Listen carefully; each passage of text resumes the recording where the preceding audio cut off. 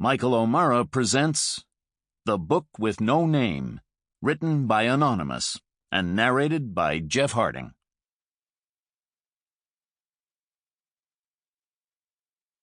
Dear reader, only the pure of heart may look upon the pages of this book. Every page you turn, every chapter you read, will bring you closer to the end. Not everyone will make it. The many different plots and styles may dazzle and confuse. And all the while, as you search for the truth, it will be there right before you. Darkness will come, and with it great evil. And those who have read the book may never see the light again. Anonymous. By the same author. Over the centuries, a great many books have been published under the pseudonym Anonymous. It would be impossible, as well as futile, to publish a list here. Chapter 1. Sanchez hated strangers coming into his bar. As a matter of fact, he hated the regulars, too.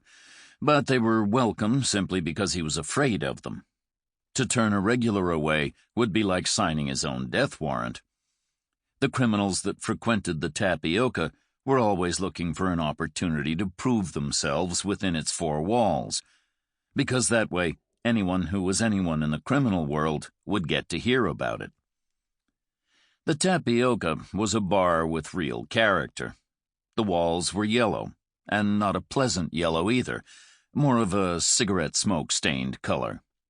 This was hardly surprising, because one of the many unwritten rules of the tapioca was that everyone who frequented it had to smoke. Cigars, pipes, cigarettes, joints, hookahs, cigarillos, bongs, anything was acceptable, apart from not smoking. That was unacceptable. Not drinking alcohol was also considered to be a sin, but the greatest sin of all was to be a stranger here. No one liked strangers in this place. Strangers were bad news. They were not to be trusted. So when a man wearing a long black cloak with the hood pulled up over his head walked in and sat himself down on a wooden stool at the end of the bar, Sanchez didn't expect him to make it outside again in one piece. The 20 or so regulars sitting around at the tables stopped talking and took a moment out to run the rule over the hooded man at the bar. Sanchez noted they had stopped drinking, too. Not a good sign. If there had been any music playing, it too would surely have stopped when the stranger entered. Now all that could be heard was the steady whirring of the large propeller fan hanging from the ceiling. Sanchez made a point of ignoring his newest customer, pretending he hadn't seen him. Of course, once the man spoke, the ignoring had to come to an end. "Bartender, get me a bourbon." The man hadn't actually looked up. He had ordered the drink without even acknowledging Sanchez. And since he hadn't lowered his hood to reveal his face, it wasn't possible to tell if he looked as nasty as he sounded. His voice had enough gravel in it to fill a pint glass. In these parts, a stranger's nastiness was judged on how gravelly his voice was. With that in mind, Sanchez picked up a reasonably clean whiskey glass and walked over to where the man was sitting. He set the glass down on the sticky wooden bar top directly in front of the stranger and allowed himself one fleeting glance at the face inside the black hood. But the shadow within the cowl was too deep for him to make out any distinguishing features, and he wasn't about to risk being caught staring.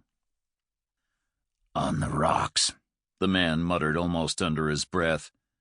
It was more of a gravelly whisper, really. Sanchez reached under the bar with one hand and pulled out a half-filled brown glass bottle labeled bourbon, then gathered 2 ice cubes in the other. Dropping the cubes into the glass, he began to pour the drink over them.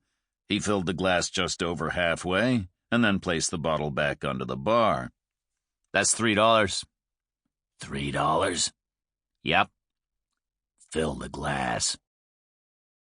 The chatter in the bar had remained hushed since the man had entered, but now the quiet acquired a graveyard stillness. The notable exception was the ceiling fan, which actually Sample complete. Ready to continue?